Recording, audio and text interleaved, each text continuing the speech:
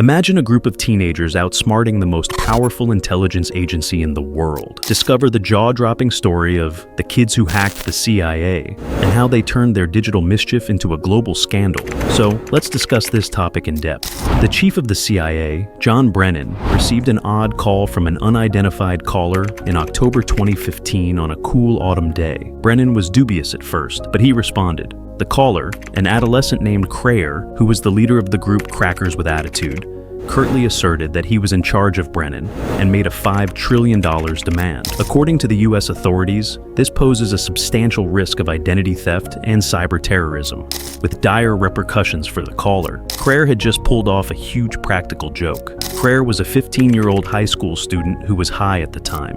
Prior to this, his gang had hacked into U.S. security agencies' networks and leaked confidential information, severely embarrassing them. This fits into a bigger pattern. Trend of political internet activism, which became well known in the middle of the 2000s thanks to organizations like Anonymous. In a related 2008 story, another adolescent, identified as Default, a typical American adolescent with a love for video games and soccer, started investigating hacking. His early attempts at game trickery sparked a deeper interest in manipulating computers.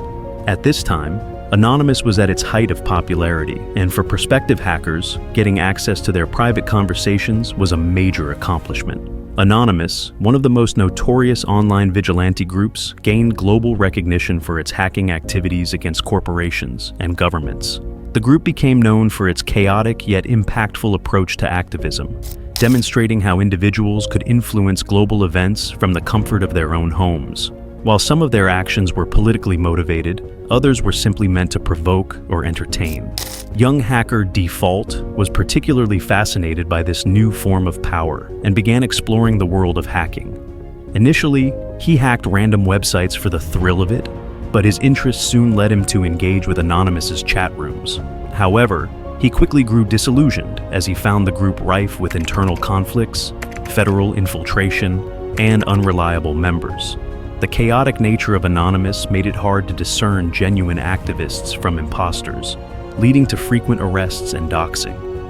Recognizing the limitations and complications within Anonymous, Default sought out other hacker collectives. He joined one such offshoot, AnonSec, which positioned itself as an anti-anonymous group. Despite its critical stance, AnonSec operated with a similar hacking ethos, continuing the tradition of high-profile cyber operations while aiming to differentiate itself from the mainstream Anonymous group. This new direction allowed Default to participate in significant hacking initiatives, contributing to the ever-evolving landscape of cyber activism. In 2008, the hacking group Anonymous, known for its politically charged cyber actions, captured the imagination of many, including a young hacker named Default. Anonymous used its considerable hacking skills to target various entities, sometimes with political motives, and other times merely for disruption or amusement. Default was deeply intrigued by this new form of activism and hacking, leading him to join an offshoot group called AnonSec. AnonSec, similar to Anonymous, operated a botnet, a network of infected computers under their control. Default's skills improved significantly as he became more involved with AnonSec. He started exploring the botnet's capabilities and stumbled upon an intriguing opportunity. He discovered that one of the compromised computers was a server from the Canadian medical school, Windsor University. This server gave him access to sensitive financial records, revealing a substantial sum of $9.4 million in student debt. Fascinated by the power he wielded, Default considered deleting the entire debt record, which he saw as a chance to correct perceived wrongs.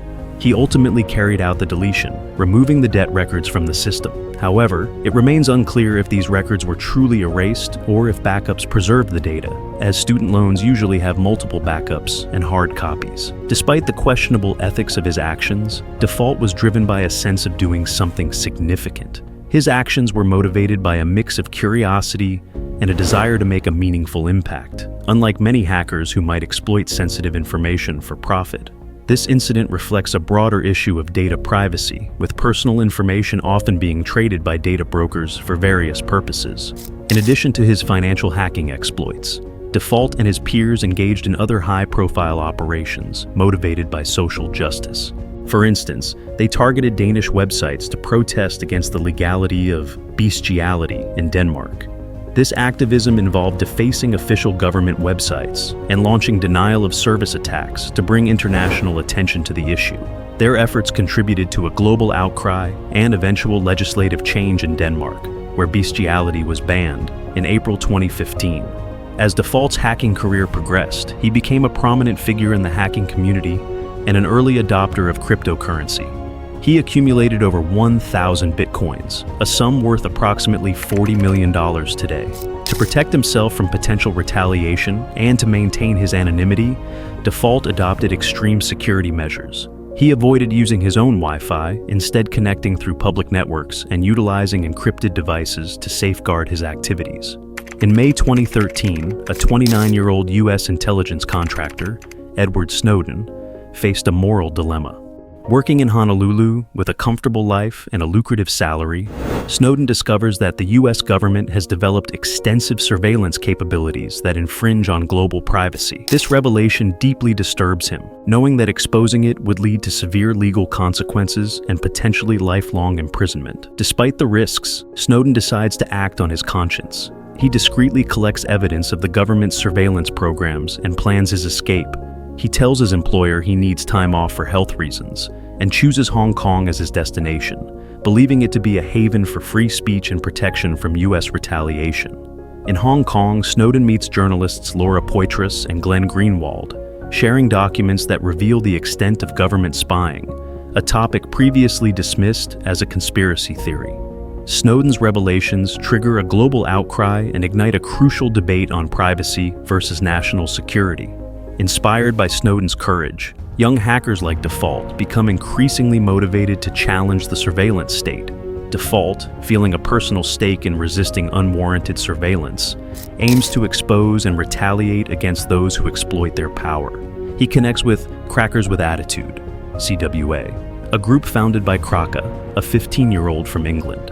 Kraka, fueled by anger over U.S. foreign policy and the suffering in Gaza, starts hacking into sensitive information to protest U.S. actions. Kraka's early targets include James Clapper, the National Director of Intelligence under Obama. By accessing Clapper's personal details, Kraka manages to hack into his email and reroute Clapper's phone calls to pro-Palestinian groups. Default, impressed by Kraka's defiant actions, begins collaborating with him. The hacker's frustration with the intelligence community grows, especially after witnessing Clapper's false testimony before Congress, where he denied unlawful surveillance. This fuels their desire to expose and embarrass high-ranking officials. Their target list includes John Brennan, the CIA director. Kraka uses publicly available information to obtain Brennan's contact details by deceiving Verizon's tech support and gaining access to Brennan's private email and account information. Through these acts, Default and Kraka aim to demonstrate the vulnerabilities of those in power and challenge the unchecked authority of intelligence agencies, drawing inspiration from Snowden's revelations and their own convictions about justice and privacy. How do you think the actions of hackers like Default and Kraka, alongside whistleblowers like Edward Snowden, impact public perceptions of government surveillance and privacy? Do you believe these revelations are effective in driving real change? Let us know your opinion in the comments. The fallout of hacking the CIA. In 2015, hacker Kraka, along with Default, undertook a bold cyber assault on high-ranking U.S. intelligence officials. Kraka first gained access to CIA Director John Brennan's AOL account using basic personal information, which allowed him to hijack Brennan's email. Once inside, Kraka and Default began a relentless campaign of harassment, bombarding Brennan and his family with threatening and derogatory calls. The breach provided Kraka with sensitive documents, which he initially shared on Twitter. Encouraged by Default, Kraka reached out to WikiLeaks, where Julian Assange took an interest in the stolen materials. In October 2015, WikiLeaks published a trove of confidential information, including Brennan's SF-86 security clearance form, revealing his criminal history and past drug use. The leak also exposed controversial Bush-era policies and internal congressional discussions on interrogation techniques. The breach severely impacted the CIA, costing $1.5 million in damages and relocation expenses for affected operatives. The ease with which Kraka accessed Brennan's email highlighted vulnerabilities in high-level security and further embarrassed the intelligence community. Kraka and Default's actions extended beyond Brennan, leading to the hacking of other officials and databases, including those of the FBI and DOJ, causing significant disruption. Despite their boldness, Default and Kraka faced growing risks. Kraka was aware of the consequences and contemplated fleeing to Russia with Snowden to avoid repercussions. Default, meanwhile, became increasingly paranoid and inadvertently compromised his security while boasting about their exploits during a drunken Xbox Live chat. This slip-up led to an FBI raid, marking a dramatic turn in their hacking journey. Consequences for Kraka and Default and Kraka's hacking activities led to severe consequences. During a raid, federal agents seized Default's equipment, including a hard drive containing nearly 1,000 bitcoins. Overwhelmed, Default watched as his hard drive was taken, realizing the magnitude of his loss. Kraka faced similar trouble when British police raided his home, confiscating his computers. The authorities also arrested other CWA members, resulting in multiple arrests in both the US and UK.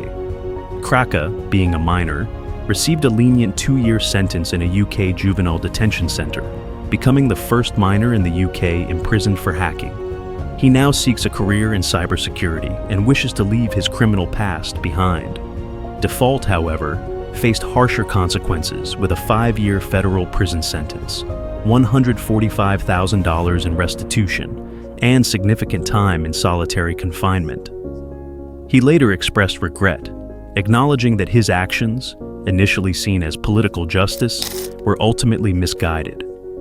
Edward Snowden's asylum in Russia came with its own challenges as US officials openly discussed retaliatory measures against him. The lessons from these cases highlight the profound and often life-altering impacts of challenging powerful institutions. In December 2023, the Biden administration renewed a controversial surveillance program allowing extensive warrantless spying. A recent court ruling revealed that the FBI misused this surveillance database over 278,000 times, including unlawful searches of private communications, sparking ongoing concerns about privacy and government overreach. We want to hear from you. What do you think about the balance between privacy and national security? Are these acts of defiance justified, or do they cross a line? Don't forget to like and subscribe for more in-depth explorations of critical issues.